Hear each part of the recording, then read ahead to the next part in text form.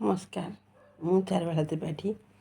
ଆଜି କିଛି କହିବା ପୂର୍ବରୁ ଆପଣମାନଙ୍କୁ କହିବାକୁ ଚାହୁଁଛି, ବହୁତ ଜଣ ମୋତେ ପଚାରୁଛନ୍ତି, ତୁ ଓକିଲ ହେଇକିରି ଜୀବନଚର୍ଯ୍ୟା ଉପରେ ଜୀବନ ଫିଲୋସଫି ଉପରେ ଏତେ କ'ଣ ପାଇଁ ଆଲୋଚନା କରୁଛୁ? ମୁଁ କହି ରଖେ ସମସ୍ତଙ୍କୁ, ଏଇଠି ସମସ୍ତଙ୍କର କଥାରେ ଏଇଠି ଉତ୍ତର ଦେବାକୁ ଚାହେଁ ଯେ ହେଇପାରେ ଓକିଲ, କିନ୍ତୁ ମୁଁ ଯେତିକି ବୁଝିଛି, ଆମେ ଯେହେତୁ ଜନ୍ମ ହେଇଛେ ଗୋଟେ ଜୀବସତ୍ତା ଆମ ଭିତରେ ଅଛି, ତେଣୁ ଏଇଟା ସତ, ମୃତ୍ୟୁ ସୁନିଶ୍ଚିତ, କିନ୍ତୁ ଯେଉଁଟାକି ଆମ ହାତରେ ନାହିଁ। ଆମେ ଚାହିଁଲେ ମରିପାରିବା ନାହିଁ କି ନ ଚାହିଁଲେ ବଞ୍ଚିପାରିବା ନାହିଁ। ସବୁ କିଛି ବିଧି ନିର୍ଦ୍ଦିଷ୍ଟ ହୋଇକି ଅଛି। ତେଣୁ ଏଇଟା ଗୋଟେ ଧ୍ରୁବ ସତ୍ୟ ଯେ ଆମେ ମରିବା ପର୍ଯ୍ୟନ୍ତ ବଞ୍ଚିବାକୁ ପଡ଼ିବ।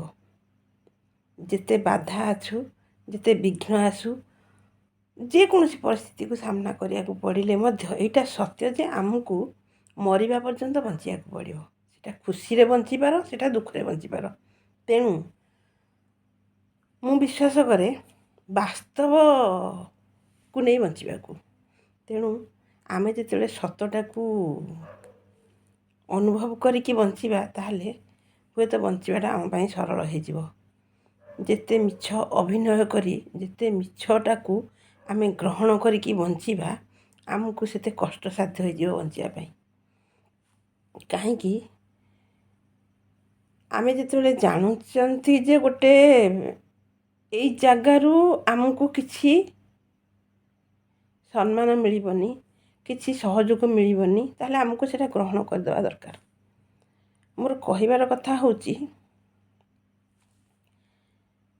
ଆମେ ଗୋଟେ ପରିସ୍ଥିତି ଆଉ ପରିବେଶକୁ ଯେତେ ବୁଝିଯିବା, ସେତେ ଆମ ପାଇଁ ଭଲ। ଆଉ ବାସ୍ତବତାଟାକୁ ନେଇ ବଞ୍ଚିବା ପାଇଁ ଆମକୁ ବାସ୍ତବଟାକୁ ଗ୍ରହଣ କରିବାକୁ ପଡ଼ିବ। ଆମେ କ'ଣ, ଆମ ଚତୁଃପାର୍ଶ୍ୱର ପରିସ୍ଥିତି କ'ଣ, ପରିବେଶ କ'ଣ, ଏସବୁ ଜିନିଷ ଆମକୁ ମାନି ନେବାକୁ ପଡ଼ିବ। ତେଣୁ ଜୀବନର ମୂଲ୍ୟବୋଧ ଆଉ ଜୀବନର ଯେଉଁ ସତ୍ୟ, ସେଇଟାକୁ ଗ୍ରହଣ କରିନେଲେ ଆମକୁ ଟିକେ ସହଜ ହେଇଯିବ। ଏସବୁ କହିବା, ମୁଁ ଯେତିକି କହୁଛି, ଆପଣଙ୍କୁ ଗୋଟେ କାହାଣୀ, ଗୋଟେ ସତ୍ୟ କାହାଣୀକୁ କହିବି। କହିସାରିଲେ ଆପଣ ବୁଝିପାରିବେ ମୁଁ ଏଇଟା କାହିଁକି କହିବାକୁ କହୁଛି। ମୋର ପାଖ ପଡ଼ୋଶୀ ଗୋଟେ ଦୁଇଟା ଝିଅ ରୁହନ୍ତି ବାହାରେ, ଜବ୍ କରୁଛନ୍ତି, ବାହାରେ ପ୍ରାଇଭେଟ୍ ଅଫିସରେ କାମ କରୁଛନ୍ତି। ଦୁଇ ଜଣ ଝିଅ ରହୁଛନ୍ତି, ଯେ କି ମୁଁ କେବେ ତାଙ୍କୁ ପର୍ସନାଲି ଜାଣିନାହିଁ। ମୁଁ କେବଳ ଶୁଣିଛି ସେପଟେ ଦୁଇଟା ଝିଅ ରହୁଛନ୍ତି, ମୁଁ ତାଙ୍କୁ କେବେ ପର୍ସନାଲି ଜାଣିନି। ଏବେ ନିକଟ ଭବିଷ୍ୟତ ଅତୀତରେ 15-20 ଦିନର ଖବର କହୁଛି ଆପଣଙ୍କୁ।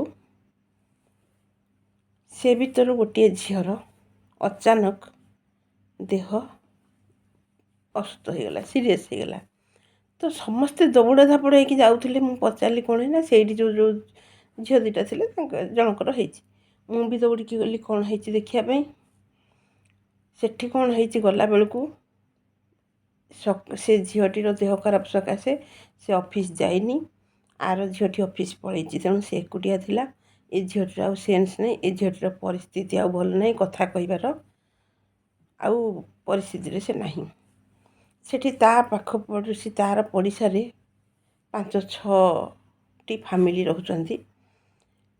ମୁଁ ଯାଇକି ତରବର ହେଇକି ଦେଖିଲା ବେଳକୁ ଏଇଭଳି ଅବସ୍ଥା।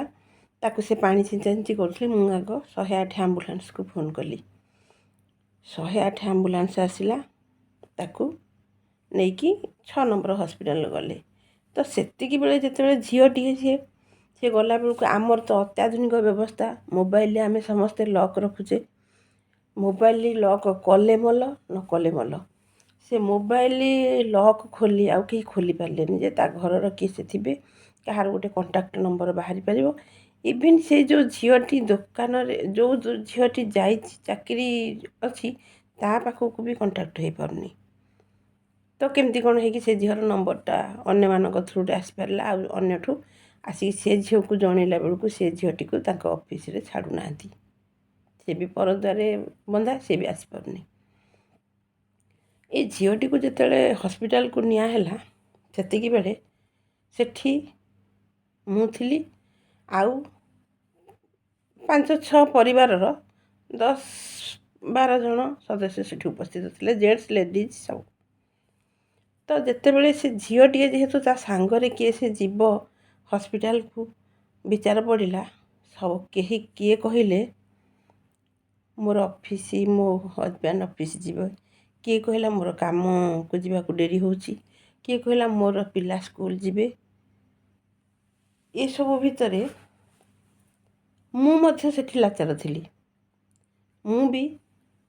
ମୁଁ ଯେଉଁ ଗୁରୁ ଦାୟିତ୍ୱ ଧରିଛି, ମୋର ଯେଉଁ ବାପା ମାଆଙ୍କ ପାଇଁକି ରୋଷେଇ କରିବି, ମୋ ପ୍ରଫେସନ୍କୁ ଯିବି, ଏସବୁ ଜିନିଷ ମୋ ମୁଣ୍ଡ ଭିତରେ ବି ଅଛି, ମୁଁ ବି ଯାଇନି। ତ ସେତିକି ବେଳେ ଆଉ ଜଣେ ଲେଡ଼ିଜ୍ ଯିଏକି ତା ପୂର୍ବଦିନ ରାତିରେ ତାଙ୍କ ଦେହ ଅସୁସ୍ଥ ସକାଶେ ସାଲାଇନ୍ ନେଇକି ଆସିଥିଲେ, ସିଏ ସାଙ୍ଗେ ସାଙ୍ଗେ ସେ ଝିଅ ସହିତ ବାହାରିକି ଯିବାକୁ ପ୍ରସ୍ତୁତ ହୋଇଗଲେ, ଆଉ ଗଲେ ମଧ୍ୟ। ମୁଁ ଆପଣଙ୍କୁ ଏଇଠି କହିବାକୁ ଚାହୁଁଛି, ଦେଖନ୍ତୁ, ଯେତେବେଳେ ଲକ୍ଟା ଖୋଲିଲା ତା'ର ମାନେ ବହୁତ କଷ୍ଟରେ ହସ୍ପିଟାଲରେ ତା'ର ଲକ୍ଟି ଖୋଲିଲା ତା ମୋବାଇଲର। ତ ମୋବାଇଲରୁ ଯେତେବେଳେ ଲକ୍ ଖୋଲିଲା, ତା ଭଉଣୀ ସହିତ ସେ ତା ପୂର୍ବରୁ କଥା ହେଇଛି, ଭଉଣୀ ଯିଏକି ବାହା ହେଇସାରିଛି ତା ନମ୍ବର ବାହାରିଲା। ସେ ତା ନମ୍ବରକୁ ଯେତେବେଳେ କଣ୍ଟାକ୍ଟ କରାଗଲା, ସେ ହଠାତ୍ କହିଲା ମୁଁ ତ ଯାଇପାରିବିନି, ମୋ ମାଆ ବି କେମିତି ଯିବ ଯେ ଏକୁଟିଆ, ଘରେ ସେ ଏକୁଟିଆ ଅଛି, ତାକୁ କେହି ନେଇକି ଯିବାକୁ ନାହାନ୍ତି। ତ ମୁଁ କହିବାର କଥା ହେଉଛି, ଏଠି ଆପଣ ଦେଖନ୍ତୁ, ସେଠି ବହୁତ ଲୋକ ଥିଲେ। ମୁଁ ବି ସେଠି ମୋର 108 ଆମ୍ବୁଲାନ୍ସକୁ ଡାକି ଦେଇକି ମୁଁ ମୋ କର୍ତ୍ତବ୍ୟ ଶେଷ ହୋଇଗଲା ବୋଲି ଭାବିଲି।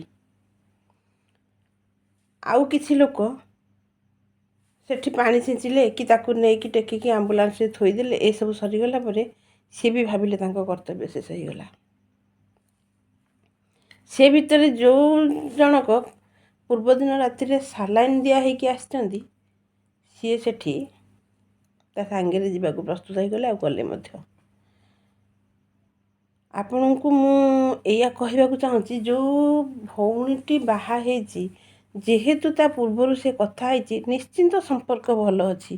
ଆଉ ସେ ସମ୍ପର୍କ ଭଲ ଥିବାଟା ଭିତରେ ବି ସେ ଏଇ ଯେଉଁ ପରିସ୍ଥିତିରେ ସେ ଆନ୍ସର୍ ଦେଲା ମୁଁ ଯାଇପାରିବିନି କି ମୋ ମା ଯାଇପାରିବନି। ଆପଣ ଚିନ୍ତା କରନ୍ତୁ, ମଣିଷ ଆଜି କେତେ ସ୍ୱାର୍ଥବାଦୀ ହେଇସାରିଛି।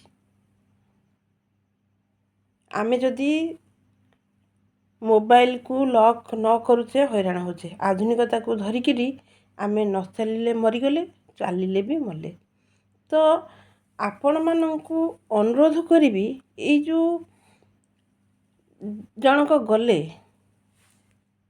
ସେଇ ରୋଗଣା ପରିସ୍ଥିତିରେ ବି ସେ ତା ସାଙ୍ଗରେ ଗଲେ। ତ ମୋର କହିବାର କଥା, ଆପଣମାନେ ଜୀବନ ଭିତରେ ନା ରକ୍ତ ସମ୍ପର୍କ ନା ବାହାର ସମ୍ପର୍କ ସେଗୁଡ଼ା କିଛି ଦେଖନ୍ତୁନି। ଆଟଲିଷ୍ଟ 2-4 ଜଣ ଲୋକ ଏଇଭଳି ରଖିଥାନ୍ତୁ, ଯିଏକି ଆପଣଙ୍କର କିଛି ଖବର ସେଭଳି ସୁବିଧା ଅସୁବିଧା ପାଇଲେ ବସିବା ଜାଗାରୁ ଉଠିକି ଆସିବେ।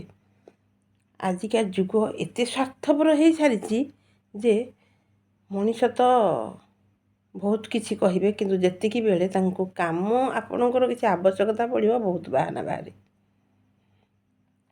ସେତିକି ନିଜର ମଣିଷ 2-4ଟା ଜୀବନ ଭିତରେ ରଖନ୍ତୁ। ନା ସେ ଘର ଲୋକ ହେବା ବି କିଛି ଦରକାର ନାହିଁ, ସେ ରକ୍ତ ସମ୍ପର୍କ ବି ହେବା ଆବଶ୍ୟକ ନାହିଁ। ଯିଏ ବି ହେଇପାରେ, ସେ ରକ୍ତ ସମ୍ପର୍କ ହେଇପାରେ, ସେ ବାହାର ସମ୍ପର୍କ ହେଇପାରେ, ଗଢ଼ିଥିବା ସମ୍ପର୍କ ହେଇପାରେ, କିନ୍ତୁ ଆପଣ ରଖିଥାନ୍ତୁ ଯିଏ ଆପଣଙ୍କ ପାଖକୁ ବିପଦ ସମୟରେ ଦୌଡ଼ି ଆସିବ, ସବୁ କାମ ପଛରେ ପକାଇ। ମୁଁ କହିବାର କଥା ହେଉଛି ଆମେ ବଞ୍ଚେଇ ପାରିବାନି, କିନ୍ତୁ ଆମେ ଯେତିକି ସମୟ ଯାଏ ମରିନେ ଆମେ ବଞ୍ଚିଛେ। ତ ଆମ ଯନ୍ତ୍ରଣାକୁ ଉପଶମ କରିବା ପାଇଁ ଜଣେ ଟ୍ରିଟମେଣ୍ଟଟା ନିହାତି ଦରକାର। ସେ ଯେଉଁ ଯନ୍ତ୍ରଣାରୁ ଉପଶମ କରିବା ପାଇଁ ଗୋଟେ ଲୋକ ବି ନିହାତି ଦରକାର ଆମକୁ ଉପଯୁକ୍ତ ଜାଗାରେ ପହଞ୍ଚାଇବା ପାଇଁ।